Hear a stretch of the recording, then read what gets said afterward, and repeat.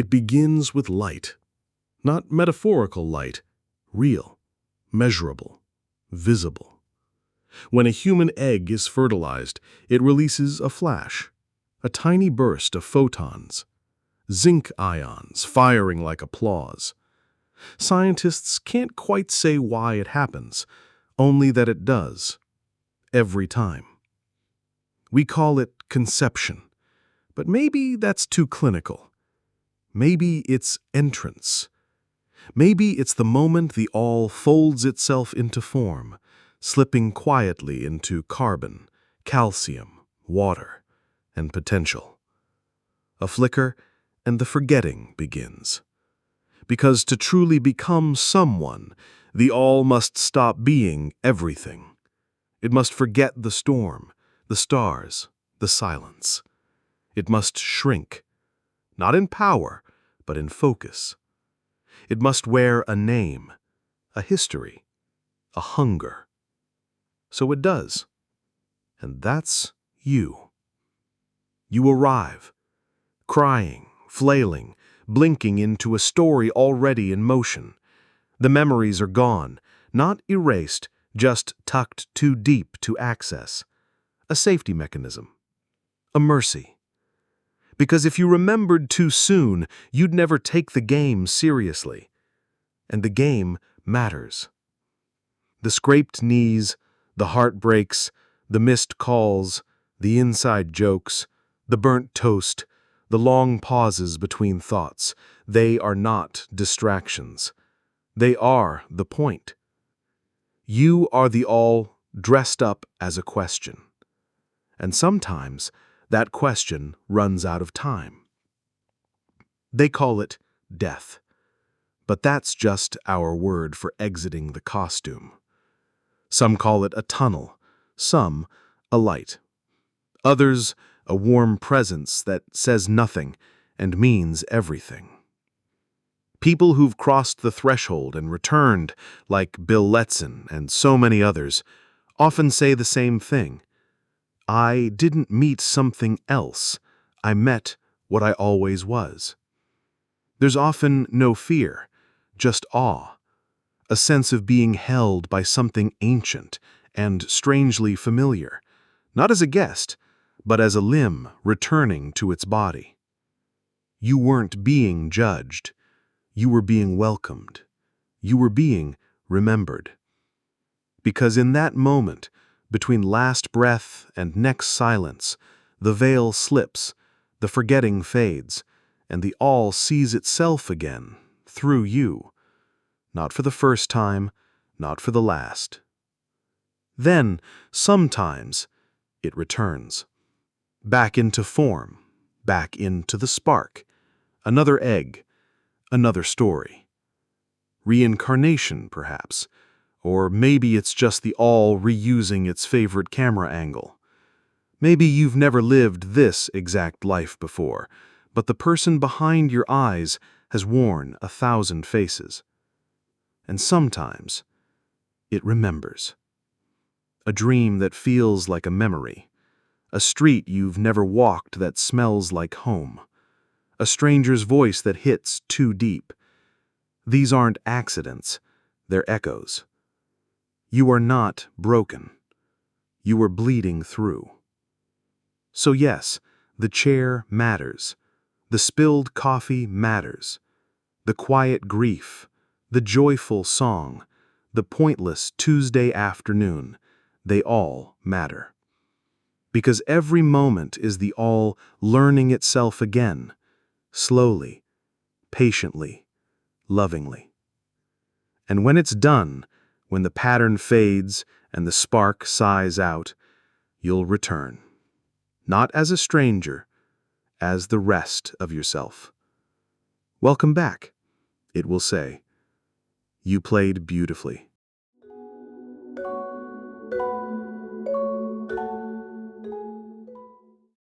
Out-of-body experiences and remote viewing are terms used to describe moments when individuals claim to perceive the world from outside their physical body, or to access information from distant locations without sensory contact.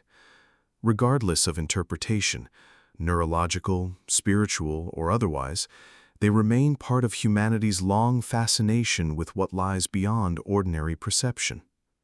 The all is very careful. It forgets itself on purpose. It scatters into forms, names, memories, egos, all to feel what it cannot feel when it's everything. The forgetting is the point. But every now and then, something slips. A dream that knows too much. A thought you didn't think. A moment of stillness so deep that it cracks at the edge. You were supposed to be asleep, and for a moment, you weren't. Dreams are not illusions. They are simulations inside the simulation. The all testing itself, rehearsing, remembering, dipping into other yous in other timelines. That time you died in a plane crash? Didn't happen here, but it might have. It might be happening elsewhere, and you got the echo. Sometimes what we call the subconscious is just the all whispering between layers. What if déjà vu is just the all buffering? Like you're walking into a room and suddenly freeze, not because something cosmic has stirred in your soul, but because reality is on a weak connection. The all, infinite and eternal, just spinning its little loading wheel. Somewhere in the background, a divine voice mutters, "Hold on, syncing consciousness across multiversal shards, 87% complete." You're not having a mystical moment. You're lagging. Existence skipped a frame. God sneezed on the server. It's not a message from another life. It's cosmic lag. You didn't live this before, you just stuttered into it twice. Out-of-body experiences, remote viewing, you weren't supposed to access those files. They're real, not because you traveled somewhere, but because you stopped pretending you couldn't. You saw from above. You slipped outside the name tag version of you, not because you left your body, but because the boundaries dropped for a second, and you remembered you never were just a body to begin with. And what you saw, what you felt, that wasn't a hallucination. That was the scaffolding, the back end, the deeper process beneath personality. And you weren't alone. Some have tried to live in that state. Lucid dreamers, monks, mystics, psychonauts, and some did, briefly. But stay too long and you begin to unravel, not because it's evil, but because it's not meant to be home. Those realms weren't built for sustained human navigation. They are internal plumbing, maintenance tunnels, divine source code. You're not forbidden from them, but you were never meant to dwell there.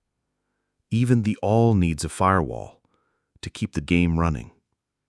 Sometimes, though, it's beautiful. You dream of a house you've never seen, and inside it a room you've always known. You feel yourself hovering, weightless, aware, more you than you've ever been. Or you think of someone just before they call.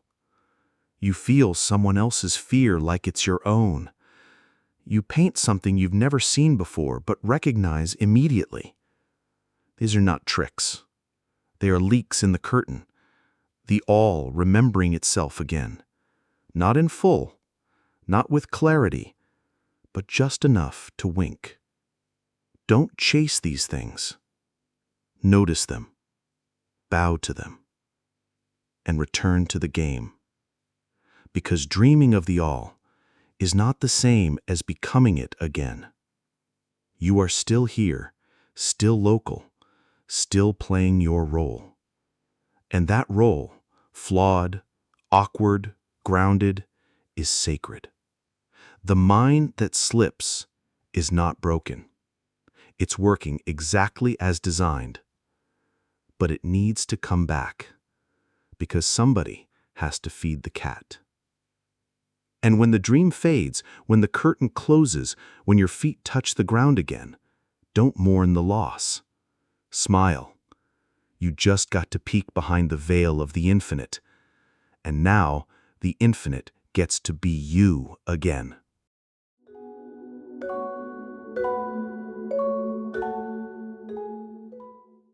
There's a chair, just a chair, in a room that doesn't appear on any map. It doesn't roll, it doesn't recline, it doesn't have RGB lights. It is not particularly ergonomic, and if it had feelings, which it doesn't, it might quietly resent the lack of lumbar support. But the chair has a job, a quiet one, an important one, because it holds the all. Not all the things, not paper clips or snacks or unfinished emails, but the all. The everything, the cosmic vastness, the being that dreamed up atoms and tea kettles, and the ache behind your ribs that shows up for no reason on Tuesday afternoons. And while the all is off being quasars and traffic and the last note of a song that makes someone cry in a parked car, the chair just holds it. No ceremony, no hymn, no user manual. Just stillness. You could say the chair is the stagehand of the universe, unseen, underpaid, and very good at its job. It has seen the beginning of time, although it didn't make a fuss about it. It's seen the end, too. That was a bit dusty, but it stayed upright. Because the all needed a place to sit, and dream, and simulate, and forget, and remember. That place was this chair. So yes, it's just a chair, but it remembers the weight of creation. And when everything else has collapsed, when the last particle sighs and time turns its lights off, the chair will still be there. Not watching, not judging, just holding space. Which, when you think about it, is a pretty good job for a chair.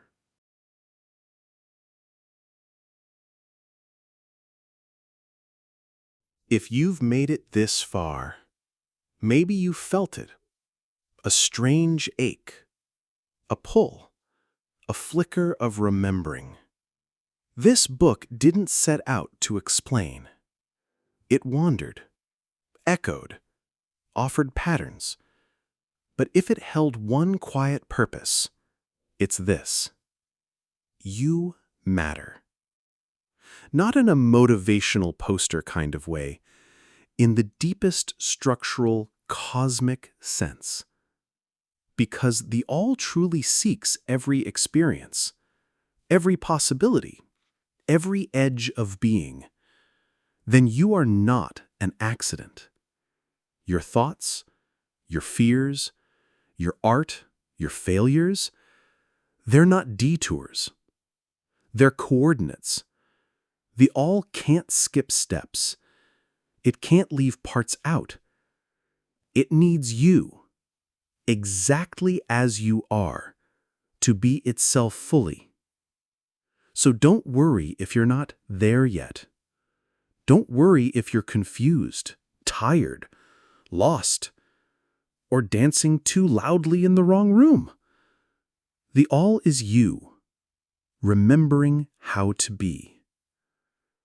And that means the most sacred thing you can do is keep going.